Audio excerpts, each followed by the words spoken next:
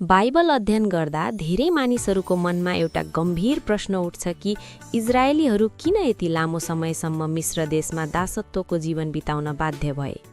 करिब 400 वर्षसम्म चलेको यो अवधि केवल ऐतिहासिक घटना मात्र होइन, बरु परमेश्वरको दीर्घकालीन योजनासँग गहिरो रूपमा सम्बन्धित विषय हो। यसलाई बुझ्न हामीले यसको पृष्ठभूमि, उद्देश्य र आत्मिक अर्थलाई क्रमशः विचार गर्नुपर्छ। इजरायलीहरूको मिस्र यात्रा याकुबको परिवारबाट सुरु हुन्छ।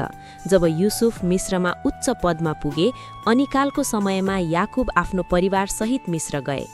त्यस समयमा याकुबका सन्तान जम्मा 70 जना मात्र थिए। उनीहरू एउटा सानो परिवार थिए, राष्ट्र थिएनन्।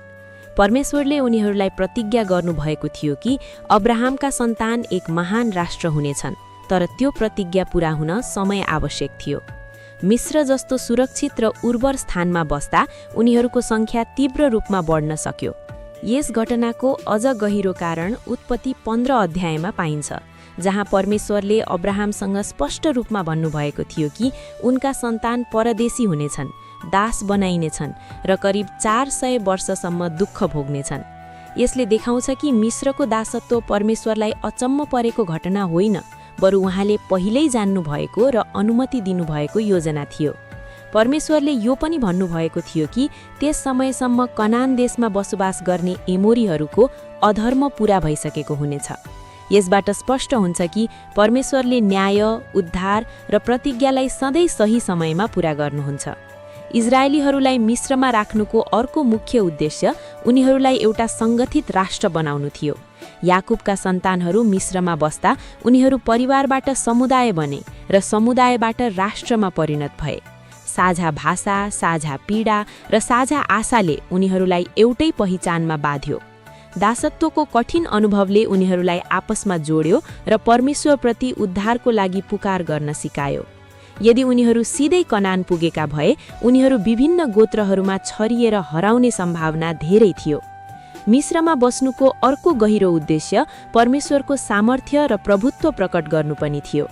मिस्र त्यो समयको सबैभन्दा शक्तिशाली साम्राज्य थियो, जहाँ फारोलाई देवताको रूपमा पूजा गरिन्थ्यो। परमेश्वरले इजरायलीहरूलाई त्यही स्थानमा राखेर फारोको घमण्ड तोड्नुभयो। 10 विपत्तिहरू केवल सजाय मात्र थिएनन्, ती मिस्रका झुटा देवताहरूको विरुद्धमा परमेश्वरको अधिकारको घोषणा थिए।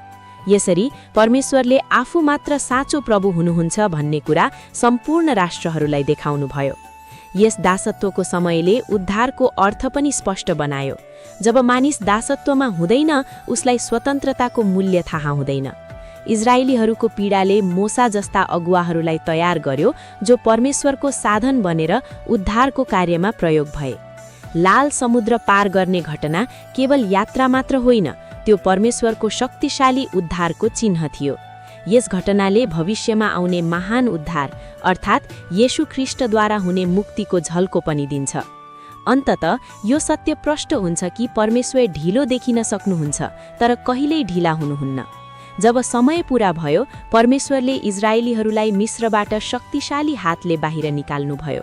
उनीहरू खाली हात होइन, मिस्रका धन सम्पत्ति सहित बाहिरिए, जसरी परमेश्वरले अब्राहमलाई प्रतिज्ञा गर्नुभएको थियो।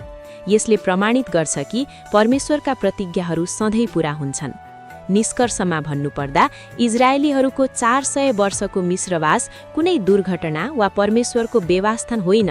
यो राष्ट्र निर्माण, न्यायको प्रतीक्षा, परमेश्वरको सामर्थ्यको प्रकटीकरण र उद्धारको अर्थ बुझाउने प्रक्रिया थियो।